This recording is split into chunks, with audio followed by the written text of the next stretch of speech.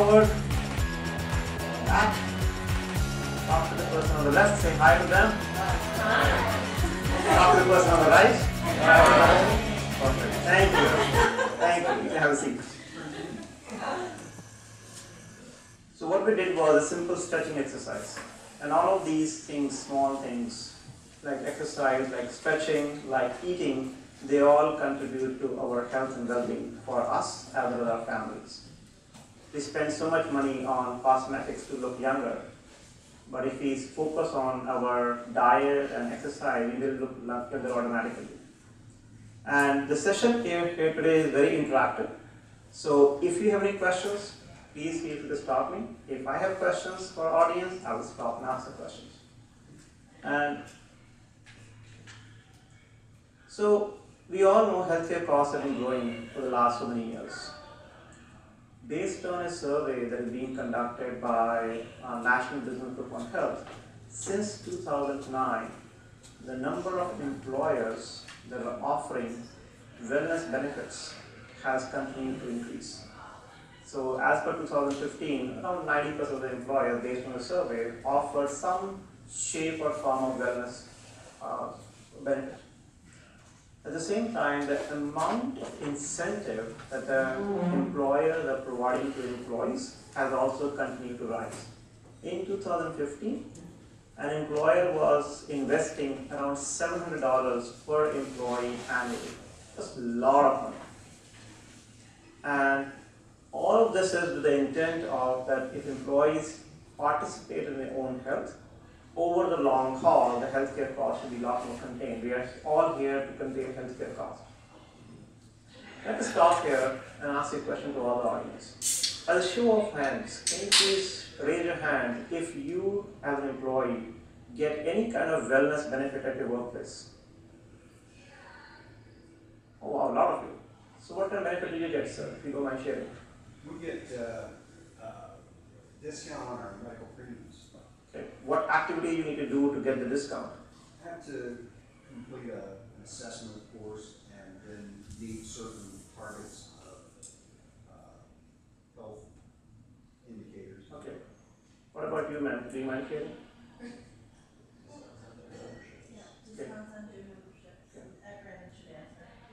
So you're in the same company? Yeah, we're in the same company. Okay. Discounts on gym memberships and gift cards to Amazon and things for taking different challenges and tests. Excellent. What about you, ma'am, in the back? $300 to an HRA or HSA if you have some medical testing. Okay. So as you can see, every employer, just in this audience, is offering some shape or form of cash incentive for employees to take certain actions. Now, if you take the same survey and go a step further, what the survey is also showing is around 40% of the employers have now extended that same wellness incentive to spouses and domestic partners as well. Because we all know, if I have a family of 3, I'm not the only cost driver. I'm just 1/3 of the cost driver for healthcare cost. My family is 2/3. So it's important to include the entire family.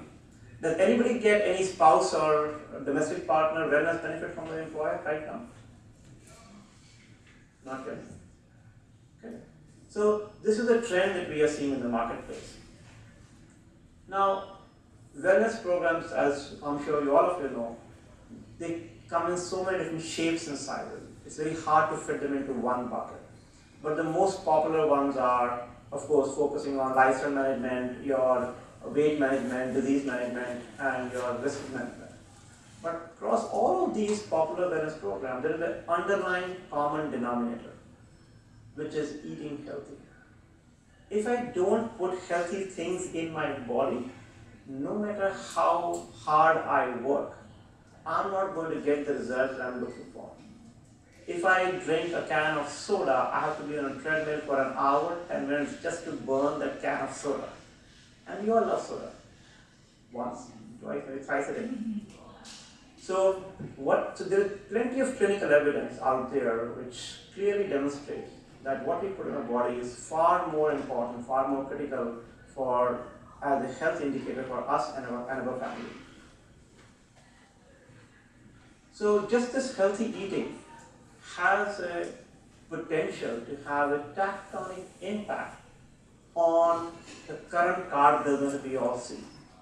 How many of you are TPAs in the audience today? TPAs. Anybody employer which is not a TPA? Any card processors? Okay. So we all know, we all have been hearing about the card business since morning. There are a lot of new regulations being put into place for increasing adoption of FSA, increasing adoption of HSA, all these cards. But I'm going to show you in the next few minutes how much impact healthy eating may have potentially on card in the short and long term. The impact that healthy eating could have on card business are, number one, it has a potential to expand the ecosystem by introducing new players, new source of funding from the new players. At the same time, for existing players, i.e. employer, you can have additional sources of funding as well because of the wellness budget that the employer is setting aside. So what I've done is, I've taken the liberty to show the current card as an example. The current card may have multiple purses like FSA, dependent care, commuter, all those things in there. And the sources of funding could be either the employer or the employee. And we usually stop there. There is nothing after that. Now imagine if we have wellness, and I'm talking about healthy eating primarily, how the landscape might shift. So what you're seeing, there are multiple kinds of wellness that I'm putting here, gym member reimbursement. On the top, you're seeing the players could be employer, could be health plan, could be your grocer to give you incentives for healthy eating, could be a food manufacturer for giving you incentives for buying healthy food items. And this list can be added on further by additional players as well. And that's just one way of how it can impact the card business. That's number one. Second, I was just having lunch with Mark, and I was asking him, how much participation do we get for FSA business? And if I remember correctly, he mentioned 20 to 25% approximately, which is great. But there is one universal fact: we all love to eat. Imagine if we have a wellness solution which is focused on eating, the universal appeal of that and how much participation can we get. With my own clients, which are usually health plans or employers or wellness companies, we have seen between 30 to 60% participation rate in the first 12 months of rolling out the benefit. Not because we are smart, just because it's a universal appeal of the program that everybody loves to eat, everybody loves to shop. Combine these two things together and have a solid business along with the social cause that we are trying to improve the health of employees and their families. So I'm talking about all of these things. So what exactly is NutriSavings? So I'm one of the co-founders of NutriSavings. NutriSavings came into existence with the premise that if we educate our co-workers and their family in identifying healthy food items, number one, where is the confusion? Number two, if we give them incentives, first we educate them, second give them incentives, there is no reason why people would not change behavior. So these two levels of education and incentive work in tandem to create a very motivating environment for employees and families to start changing behavior. So that's what the mission of NutriSavings is, helping employer reduce healthcare costs in the long haul by primarily focusing on nutrition. And this is a very lofty goal. We all have heard about wellness offering where we go to cooking classes, we go to one-on-one nutrition class, which is great. The question is, how do you track the progress? You cannot track the progress. That's the first challenge. Second, if I go for a cooking class, how do I know I'm going to go home and cook the same way? There is no way I can know those things. So there is a need in the industry to create a trackable nutrition wellness program. That's what we are doing at NutriSavings. So with these principles in mind, we built an ecosystem. an ecosystem which is the first and the only ecosystem in the country. And this ecosystem connects employers, health plans, and TPAs. Connects employers, health plans, and TPAs with grocery stores and farmer markets with the intent of giving education and incentive to employees and their families at the bottom. That's the primary purpose of this ecosystem. And in this ecosystem, we also have players like food manufacturers, like food associations, seafood associations, who want to promote their healthy food items, so we get discounts from them and pass on the discounts to employees. That's what NutriService is. Again, it is country's first and only ecosystem that connects all of these players together. Now comes the question, this sounds good, how does it really work? Let me show you the money flow because you are in the card business, so that will get your attention. But the way the money flows is an employee can be eligible to earn incentives from multiple sources. On the left, you are seeing the plan sponsor, could be the health plan or the employer, based on their business goal, can provide incentives to employees.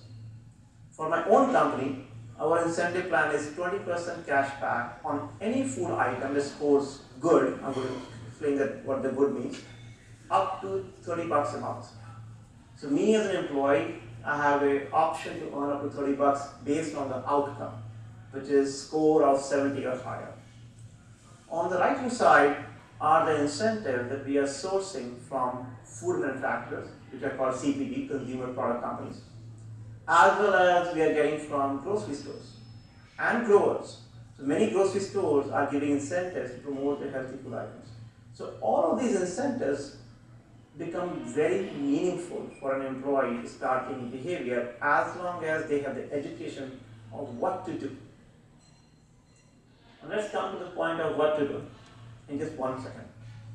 So the way the program gets rolled out, once an employer signed up, we work with them to create communication. Communication is very important because unless we communicate, people will not know what we are offering. Once employees get the communication, all they will do is go onto the website or to the mobile app, put their hand in their pocket, take out their grocery rewards card from their pocket, the existing grocery rewards card they've got, type in the grocery rewards card number onto NutriService once. If you are shopping at multiple grocery stores, add multiple cards. If you and your spouse have got 2 different grocery cards for the same grocery store, put both of them, no limit. Once you link these grocery cards together, you are signed up. Every time you go to the grocery store, just swipe your card at checkout. And every time you swipe the card at checkout, we get the data from the grocery store for your card, all the food items that you bought. For every food item you buy, we give a nutritional score to that food item. I'm going to explain that to you in just a second. And based on nutritional score of every food item, we calculate the average shopping score. And that's how we provide incentives. So this is just one example. Imagine I went to the grocery store just this morning and I bought healthy items because I want to show that to you. You see my receipt, and then the next you are seeing nutritional score for all the food items. Anything which is fresh fruits and vegetables are scoring high, 100. So in this case, my average shopping score was 73. Now, if I chose to use some discounts from my grocer or my food manufacturer, I have the potential to earn around $5. Plus, if my employer chooses to give incentive, or if my health plan chooses to give incentive, I can earn sponsor reward as well. So in this example, just one shopping trip, there are multiple things that happen. First, I got educated. Aha, I know what is healthy, what is not healthy. Second, I got rewarded, reinforcement of positive behavior. And third, now we just need to repeat the same thing over and over again so it becomes a habit. So basically what we have seen is we need to have at least 7 of these instances of positive reinforcement over a period of time for it to become a habit. It's a psychology, I mean, it's nothing special to NutriService. So that's what NutriSavings does as a magic, everything comes together. Now, for this to be meaningful, we need to have a decent number of grocery stores in our network. What you're seeing is a little bit outdated map of our grocery stores nationwide. So you can see the coverage is from 2014. Things have changed significantly since last 12 months. But if I just go by the numbers, we have got around 12,000 grocery stores in our network nationwide. Some states have got a richer network, as you have seen in the map. Some states have a little bit on the lighter side. But we are scoring around 100,000 food items. So what does the scoring really mean? So imagine if I have a food item. Every food item has got two pieces of information on the package. We have got nutritional fact panel and we have got ingredients. Working with a panel of dietitians, and there are scientific formulas available, we have taken all the nutritional facts panel and ingredients, created an algorithm based on academia research. Based on that, created a scoring from 1 to 100. Higher the score, healthier the item. So when we launched NutriSavings, we realized that an average shopping score for an employee was coming out between 30 to 35. I don't know if that's good or bad, because it was the first time being done, so that was baseline. And again, the intent is for not to score 100 all the time. That's not realistic. We are all humans. We enjoy cake for lunch. We are all human. That's acceptable. The goal is to change from where we were before to go in the higher direction. If I am at average score of 10, if I move from 10 to 12, I have made a change in myself. If you were 50, you move from 50 to 60, you have made a change in yourself. So there is no competition, there is no challenge among employees. All you're doing is competing with yourself so you can do better next time. So now how does education come into picture? We talked about behavior change requires education and incentives. The first education is score. Light bulb turns on. But education that is delivered only when relevant, when people are receptive, has meaning. I can keep sending emails, educating anybody. We keep sending emails about FSA participation. Unless the internal clock clicks in and the email comes at the right time, people will not change. So what we have done is we have built a mobile app. And the purpose of the mobile app is when people are going for grocery shopping, they have the option to scan the barcode of any food item. If they choose to, not required. If they scan the barcode of any food item, it instantaneously tells them the nutritional score. I wanted education, I got education. Now, if the item is scoring low, it also prompts them for healthier alternative just scoring higher.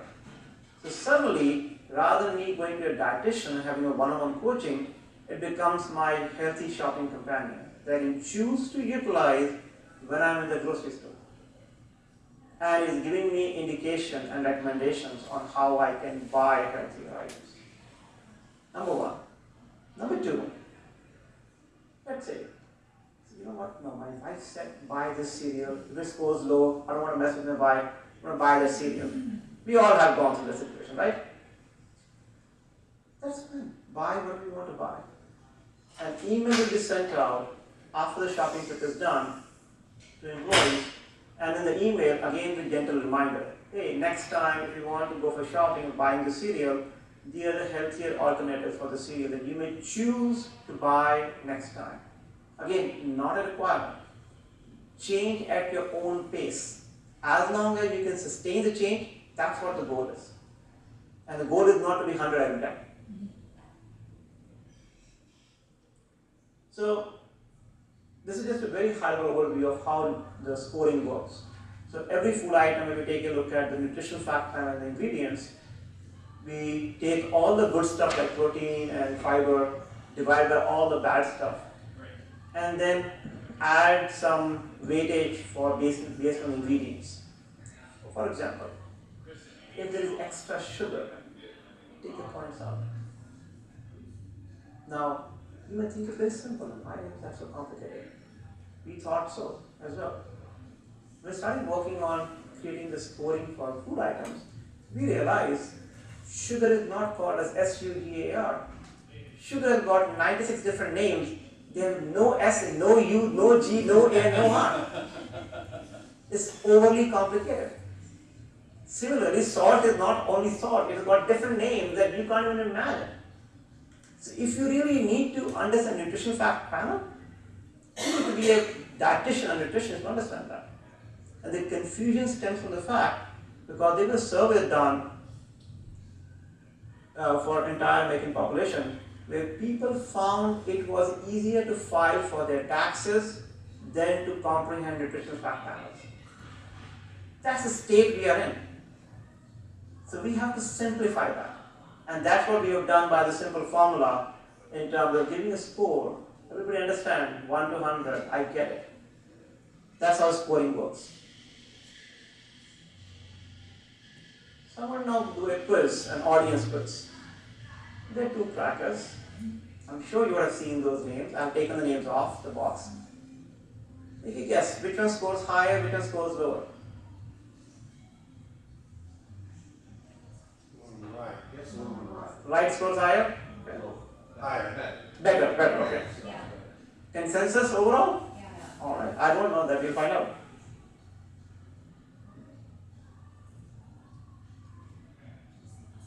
You are all smart audience. Not everybody is as smart as you. You can just look at the box and tell. It's not very obvious. The answer is delicious opposed to tasty.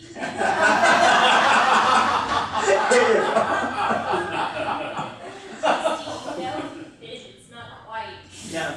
So I'll take my own example. A few years ago, I wanted to lose weight, and I love cookies. I still do. Oh. And I was eating digestive cookies. So digestive means healthy. They help you digest. I was sorry to say, I was eating 1 pack a day. And after 6 months of workout, I lost 0 ounces. Didn't realize that 1 pack of cookie was 2,000 calories. But there are many people like me who are got no knowledge about nutrition and what they are putting in their mouth. So score simplifies for them. It's an aha moment they can go through at their own pace. Just one example. So, as we are going through the whole mission of educating employees, our goal is to actually make it meaningful for employees and their families. And the way we define meaningful is to help them save between $300 to $400 annually on doing grocery shopping. So imagine you are getting this amount of money in your pocket for doing something that you already do on a weekly, maybe twice a week basis. And of course, part of this funding comes from employer or health plan, and the rest of the funding can come from food manufacturers and grocers.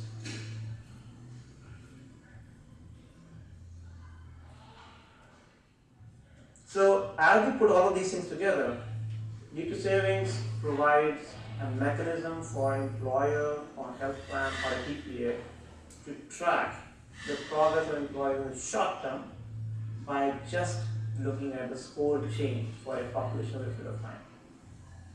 In the midterm, if you marry it with the biometrics, you can see, okay, my cholesterol has gone up this population. Has the score gone up or not? It gives you the ability to track those things. Working with existing wellness programs.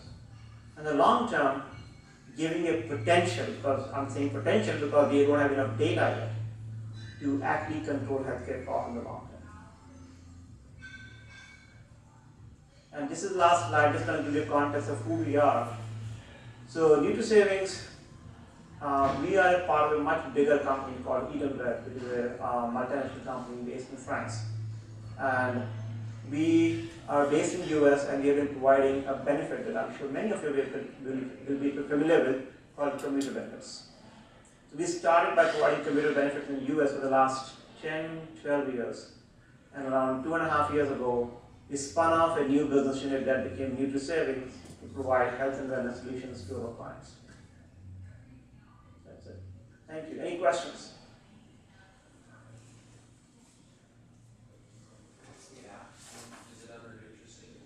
Nutrition Savings, yes. You can download it, but you cannot use it because it's a B2B, so you need to have the credentials to log into that. Who engages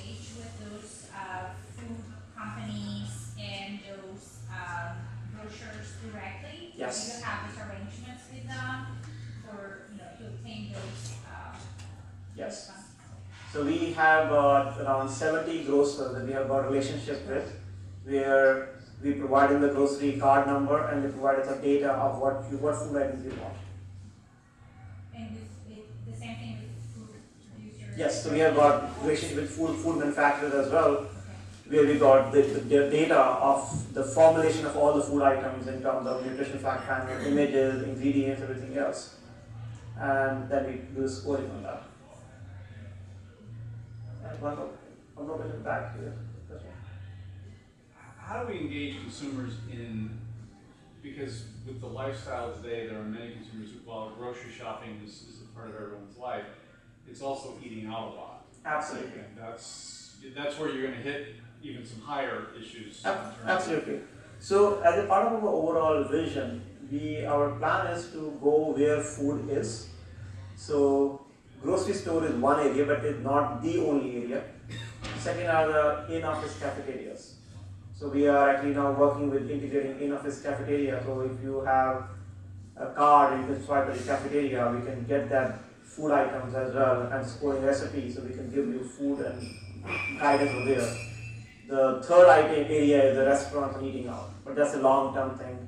We have got plenty of room to cover and grow in just these two areas right now. Yes, ma'am. So you use your card, you swipe it at the grocery store, and then that $5 or whatever it is credited to you Yes, as a cashback. as cash. It back does not into come. your account. Yes, it does not come off at the grocery store. Right. It Receipt. doesn't come off your bill, you Hmm? still pay for it, but it comes goes into an account. Hmm? And then, do you have to substantiate that, or is No. that the substantiation is? It's automatically behind the scenes. No paper involvement. Like FSA, the biggest drawback is I have to give you receipts. No receipts. If a grocery store is a part of network, we are going to get the data based on the grocery rewards card. If you don't scan the card, then you lost the opportunity in that case.